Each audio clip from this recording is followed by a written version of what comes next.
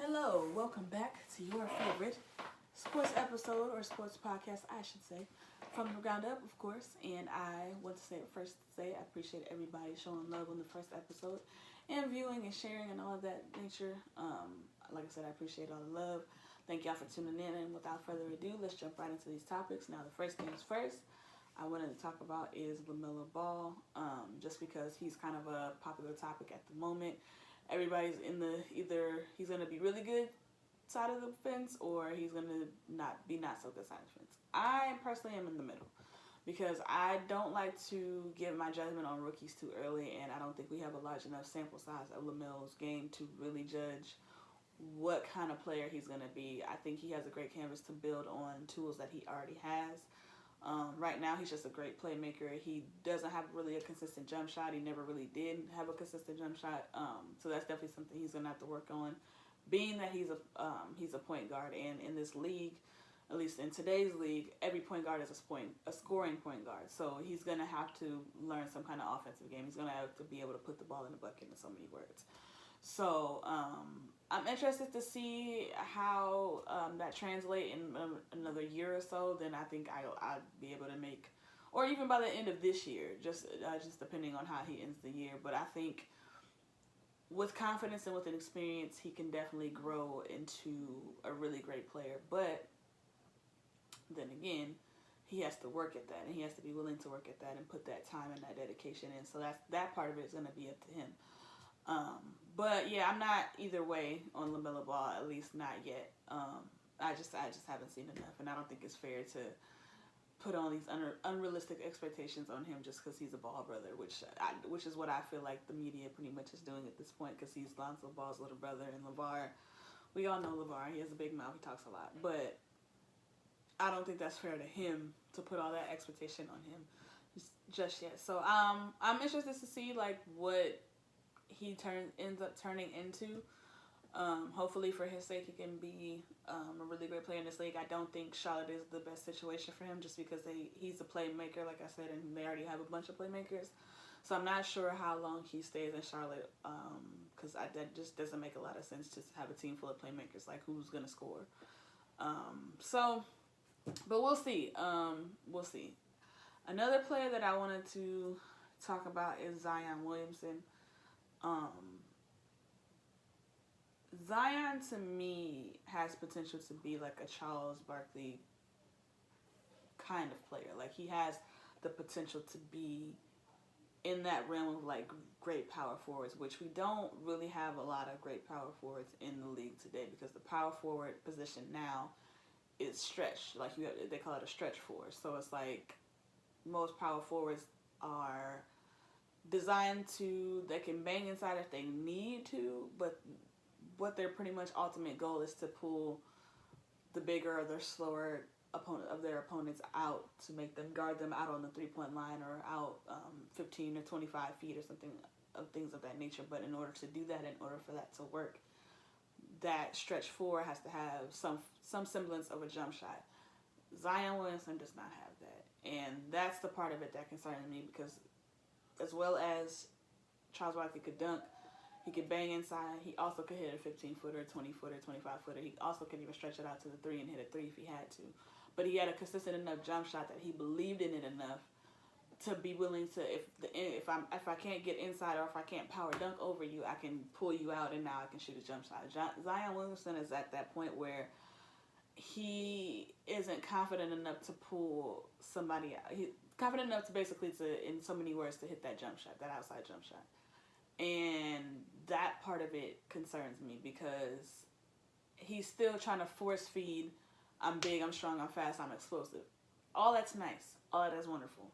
However, it doesn't equate into greatness. It's not a difference. It's just a highlight reel. It's just kind of like with Westbrook. Like, I love Russell Westbrook to death. I love watching him play. I love his energy.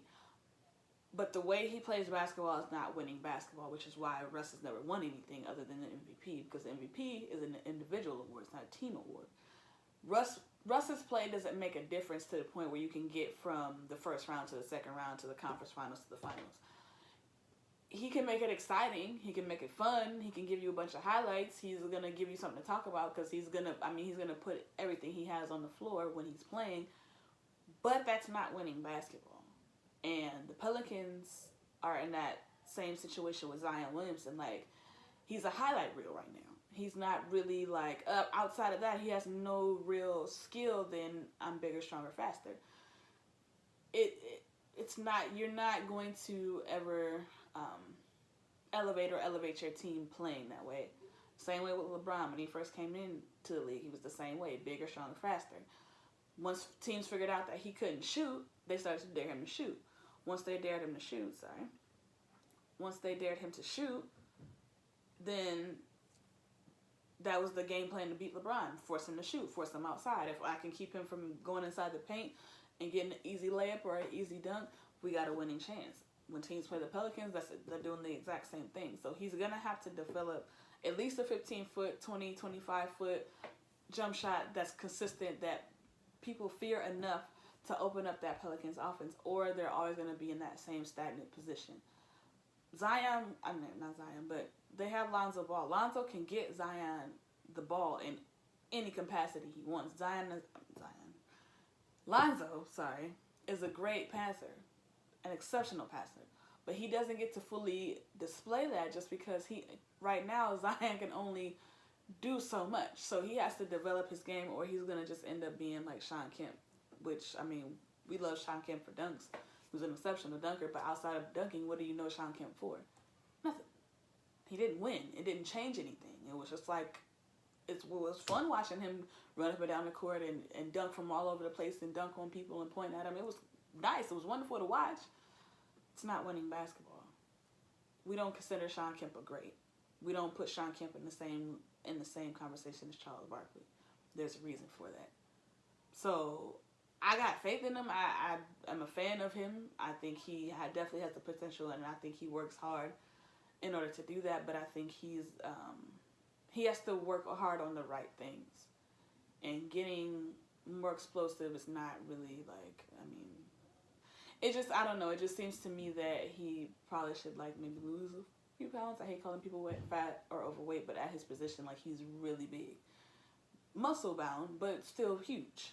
And it's like it's only so much his knees and his ankles are going to be able to take with him power dunking over everybody. So this is another reason why he should develop a jump shot, because once you develop a jump shot, you extend your career. LeBron's playing the way he's playing after 18 years because he extended his career by developing a jump shot. So that's that. I mean, like I said, I'm a fan of Zion, but he has to evolve his game, and if he wants to take that next step and be in the class with the elites. So that's just my personal opinion. Moving on from that, so I see the Brooklyn Nets have dropped their last few games against teams that they should beat.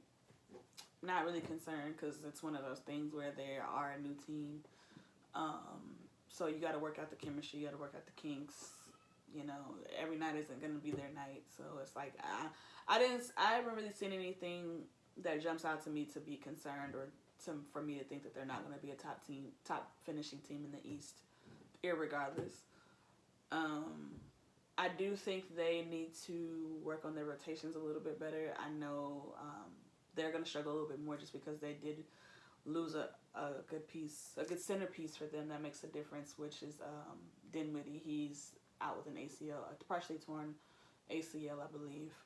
So that's a big hit for them, because he brings them a lot of production, a lot of points.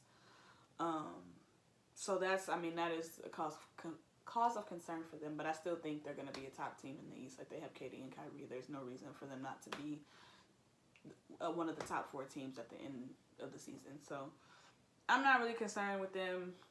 Same with the Lakers. It's like, I mean, LeBron's old, and he's not going to give it everything that he has in the regular season.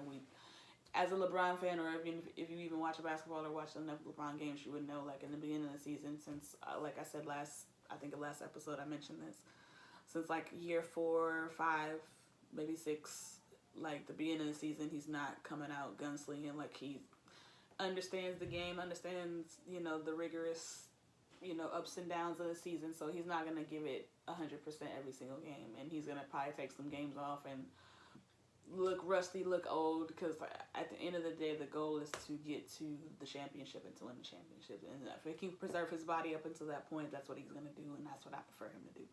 So, again, I'm not really worried about them. They're another team. They got a bunch of new players, a bunch of new additions. So they got to work out the nooks and crannies and all that stuff, but I still think they'll, again, be a top team in the West, probably top 2. So I'm not really worried about their struggles at this particular point. They've only played 4 games, so it's not that deep. My next subject, and I think I'm going to just wrap it up after this. I have some other stuff to talk about, but I really have to just get this off my chest, because can we talk about the Clippers for a second? Can we be serious about the Clippers for a second? And can we be serious about Paul George? The Clippers are who you think they are, and I don't know why, for the life of me, every beginning of the season I have to hear from Clipper fans, aka LeBron haters, because nobody's a Clipper fan for real. Like, you don't know a real Clipper fan. Ask yourself, do you know a real Clipper fan? Like, that's been like, oh, I've been riding with the Clippers since. That don't even sound right as a sentence together. So you know that's not factual. Like, there's no such thing as a real Clipper fan. Like, in LA, like, come on, like, let's cut it out. Like, there's no such thing as a real Clipper fan. Like, y'all just want to see LeBron lose.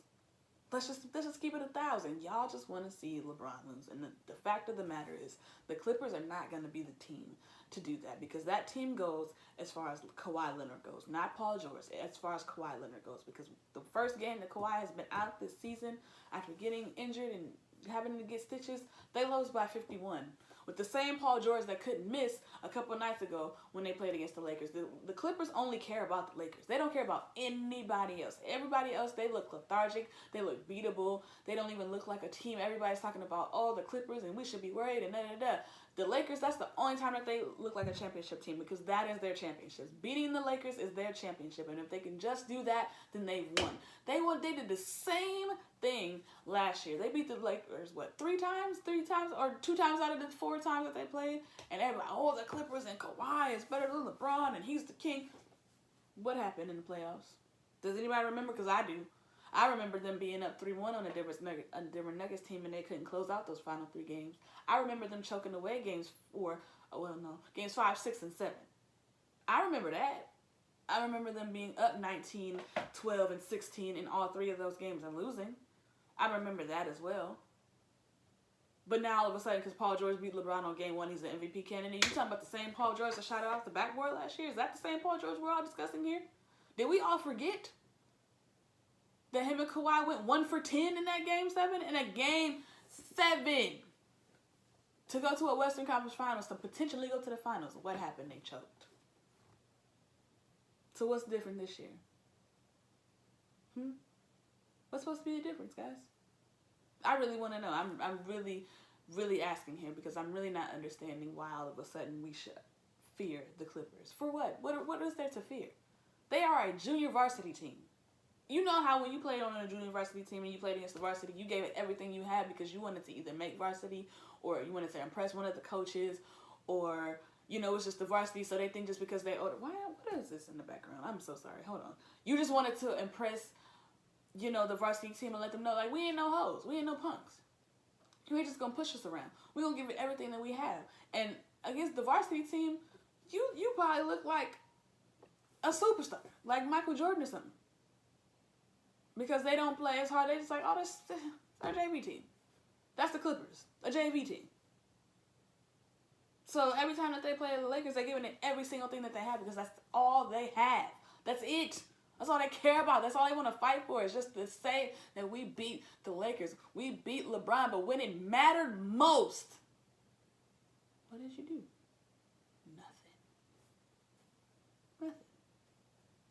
Not a single thing. Before the pandemic happened and before the bubble, we played the Clippers. We beat them. LeBron had an excellent game. In the bubble. First game we played against, Clippers. Beat them. LeBron had an excellent game. Be honest with yourselves, people. That's all I ask. Be honest. That concludes this episode of From the Ground Up. Make sure you check it out. I love y'all. Peace out. And I'm out.